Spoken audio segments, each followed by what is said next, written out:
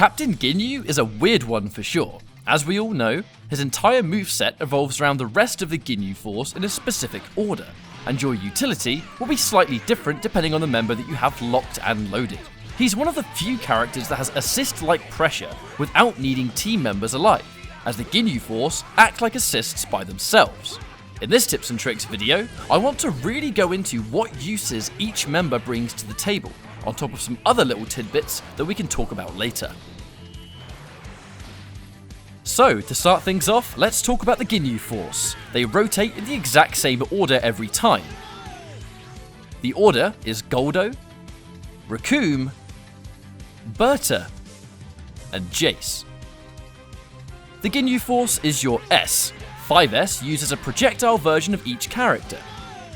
236, or quarter circle forward in S, will use a special move variant that is more specific to that member.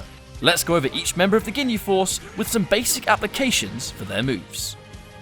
Goldo is always first. 5S is a standalone projectile. It tracks the opponent at the time of being thrown and moves really fast. This can be very effective when combined with a good projectile assist, either for a keep away game or for basic pressure. The 236 version uses Goldo's Paralyze. This will stun the opponent in an area in front of it. Naturally, this can be comboed off for a free hit. You can also combo into this with the right assist, which has some really neat uses that we'll talk about a little later. A basic setup here would be to use side switching with Vanish to knock them into Goldo's stun. Use it in neutral with a projectile assist, or use it on block after a chain or special, and you can land a full combo for a Vanish standalone. Raccoon is mostly projectiles. 5S, the Raccoon Kick, sends up about 3/4 of the screen towards them in a straight line. Again, acts like a basic straightforward attack for the most part, and it does have a slightly faster startup than the 236 version. 236 is the Eraser Gun, a really solid beam-like attack that hits multiple times and goes the entire length of the screen. This is one of the strongest Ginyu attacks in my opinion, because it allows for block pressure, keep away, Oki, and is a great way to get in as well. Here's a few basic applications. Splat the opponent down in the corner and meaty with a Razor Gun before they stand. It's pretty much a beam assist that Ginyu gets standalone. You can combo off things like the 6M overhead by yourself this way. Much like Goldo's stun, a Razor Gun and then Vanish is a rewarding mix-up. The Vanish will hit if they get caught out, and a Razor Gun picks them up, which allows for a launch into a full combo again. Sometimes, Ginyu Force moves will serve a specific purpose, but the Eraser Gun is extremely versatile. You'll be using this one a lot. Finally, Raccoon has a hidden version of his cool as well. 236S and then Hold S will activate Raccoon's Ultra Fighting Miracle Bomber.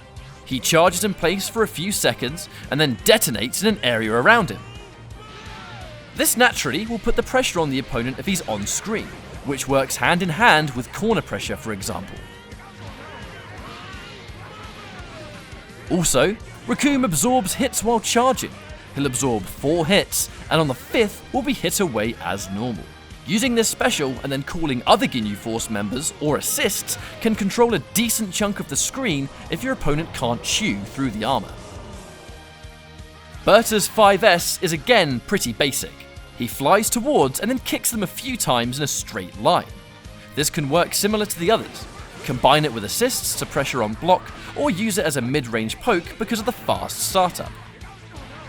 236S causes Berta to fly backwards and forwards directly above the opponent. He does this 4 times. This one's particularly useful, because it heavily limits their vertical movement. Using this after an opponent has been knocked down makes your knockdown pressure especially scary, because it opens up the chance to land a Dragon Rush, as most opponents will try and jump if they expect a grab, which Berta doesn't let them do without taking damage. Good assists plus Berta's special is a fantastic combination. Finally, Berta doesn't disappear if Ginyu takes damage, so you can be a little more brave with your approaches if he's on the screen. The opponent can't do any vertical movement in their punishes without Berta interrupting them. Jace is especially interesting. 5S is the Crushable, super fast and a basic projectile in itself. This can be a nice little addition to a projectile assist, or if you need a quick projectile at that exact moment. The main move you'll be using here though is the 2-3-6 version. Jace combines with Berta and they start firing loads of projectiles and will move in a straight line again.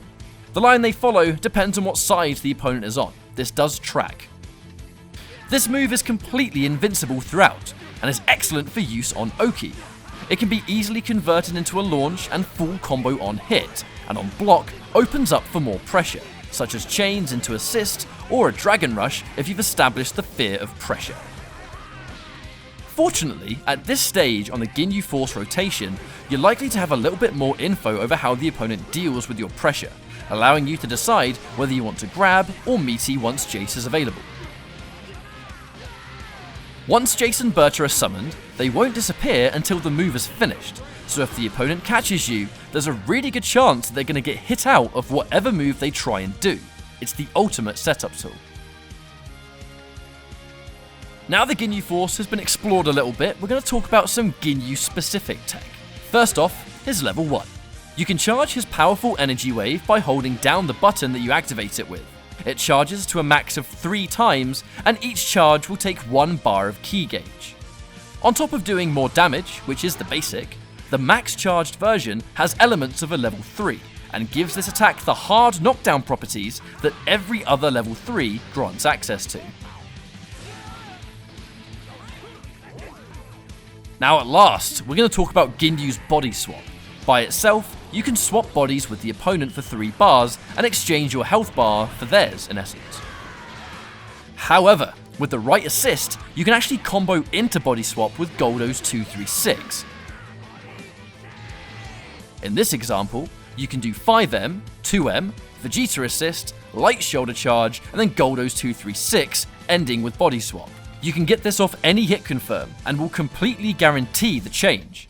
As it's guaranteed, hold the super button down to hurt yourself. You know it's going to land, so make it worse for them after the swap occurs. Goku Black and Yamcha, for instance, are also able to let Ginyu combo into the body swap, but the combo itself will have to be a little bit different. Assists that have prolonged hit stun are what make this especially possible. Naturally, this means that if Ginyu is weak and you want to turn the tide with a body swap, this is definitely the safest way to go about things.